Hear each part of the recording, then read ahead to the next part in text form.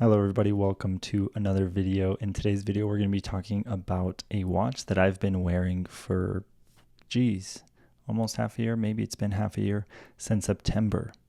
The Garmin Fenix 7 Pro Solar Sapphire. I know it's a mouthful of a name, so for the rest of the review I'm going to refer to it as the Garmin or simply the Fenix. But just so we are clear, because I know I will get comments if I don't mention it, yes, this is the Solar Sapphire Edition with extra scratch resistant sapphire glass and solar charging capabilities.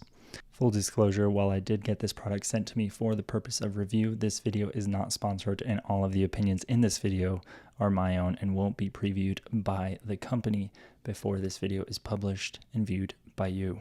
I also want to add that the Garmin Fenix has an incredible amount of features, so much so that I believe this video could be well over an hour long, but I don't believe in replicating a video that is already out there, much like the ones that Desfit and DC Rainmaker have created about this same watch. If you're looking for a video showing you every aspect of this watch, please leave the video now and go find one of theirs. I would like to break down this review into a more practical use case or use cases, and the features I love versus the features that I think could be improved on the Garmin Fenix. So with that out of the way, let's get into it. This is my first Garmin watch experience. I've used Coros watches in the past, and before this one, I had jumped into the Apple Watch and the Apple ecosystem with the Apple Watch Ultra, a watch I have a love-hate relationship with, but that's for another video. The Garmin Fenix is a watch that I've always wanted to check out. There is something so good about memory and pixel display on a watch. I know the Epix is a great option from Garmin as well, but coming from the Apple Watch Ultra's AMOLED screen, it always felt like I had way more than a watch on my wrist, which I might add is what some people are looking to put on their wrists, but I at least currently prefer the memory and pixel for a watch. I want to mention that I'll make a few comparisons to the Apple Watch Ultra, as that was the last watch I was using, but I do want to keep this video focused on the Garmin. Maybe down the line I'll create a video focused on both watches. As much as a device that is focused on telling time and sport tracking should not have a focus on aesthetic, I do believe that this is a huge topic to talk about.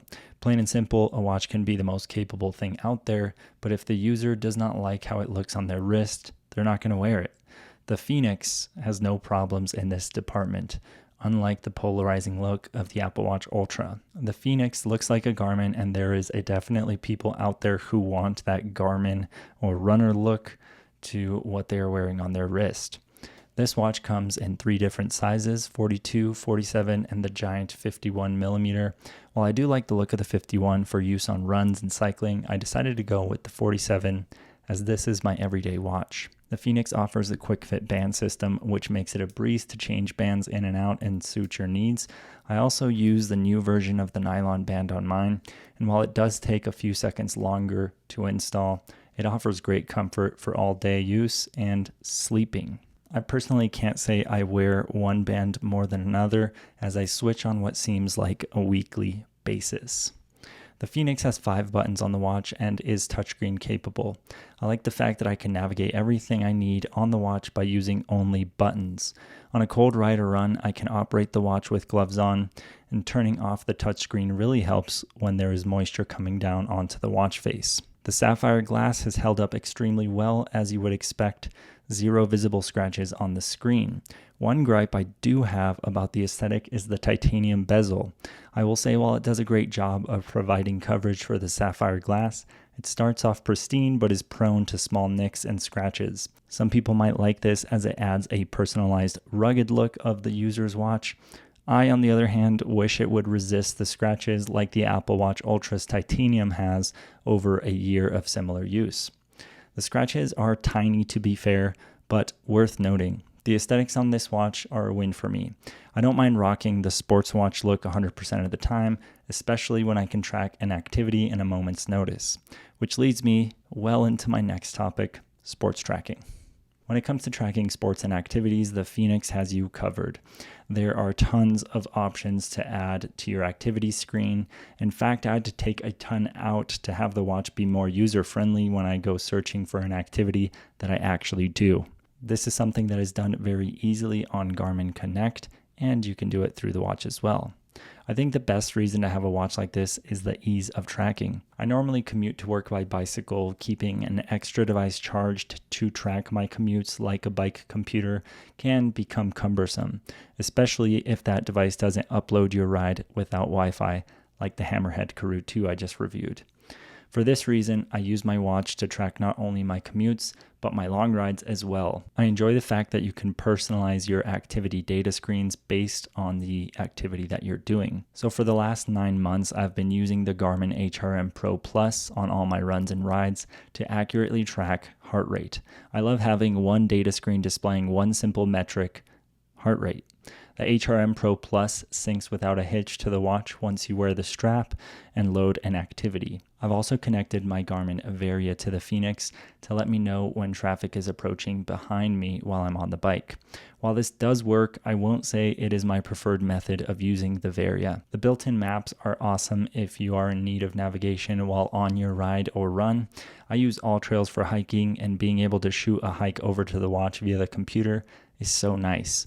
What I like about a watch with mapping is the fact that you don't have to keep taking out a map or taking your phone out of your pocket to check if you're on the right trail. In my experience, the GPS is very accurate when it comes to location as well. This is important as many people tend to seek out a Fenix for this reason.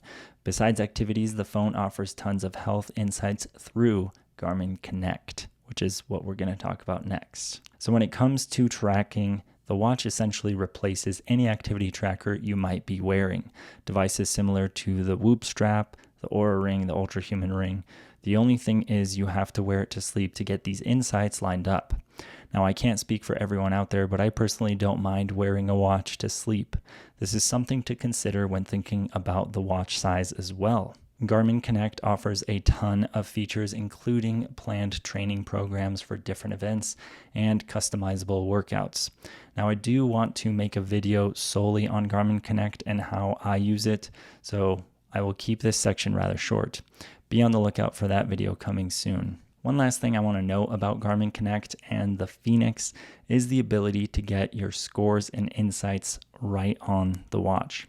I can't tell you how frustrating it is to have to check your phone to check your insights when you have other devices like the Whoop strap, Oura Ring, Ultrahuman Ring. Now, those devices work great themselves, but not having to check your phone to get these insights like your sleep score or how many hours you slept is really nice to just look at your watch and not look at your phone first thing in the morning. So every morning when you wake up, the Fenix hits you with your morning report, taking in all the previous data from the previous days and the previous night's sleep, and it lets you know what kind of activities you should do today. All of this right on, like I said, the watch and not through some app. So let's talk about the battery and charging. Now, I've made a video dedicated to the battery life on the Fenix where I track every workout I can on a single charge. So again, I won't elaborate on what's already out there. Link in the description to that video. I will say that the battery and charging could not be easier. So I pretty much charge mine once a week. There's still 3 to 4 days left on the battery, or at least that's what it indicates when I go to charge it. But it's usually when I get a natural break and I just want to take the watch off for a little bit, I'll just go ahead and charge it. I use these little USB-C adapters that I got off Amazon to link my iPad cable with the Fenix since it's a USB-C. Another note I will add specifically to this video that I mentioned in the full battery video, the solar charging. It's more of a battery longevity feature at this point. I think it contributes to the overall length of the battery, but don't expect the solar capabilities to charge this watch on their own. Like I mentioned in that video, I will be eagerly awaiting the day when Garmin releases a Fenix that can indeed charge with just the solar capabilities. Lastly, let's talk about some features I enjoy on the watch. First is the ability to use the touchscreen or buttons. This is extremely handy as there are some applications when I want to use the touchscreen and some when I simply want the dang thing off. So it's nice to be able to have the touchscreen on and use both the buttons and the touchscreen, or just completely disable the touchscreen and just use the buttons. So the second feature I really enjoy, and it's probably my favorite feature of the watch, is the front flashlight. With 4 brightness levels and a red light setting, you have plenty of options to choose from.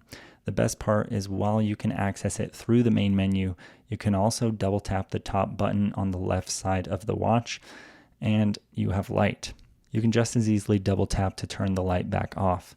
This light has come in extremely handy, essentially replacing any time I reached for my iPhone to light my way. Not having to take my phone out of my pocket or find it around the house to look for something is nice.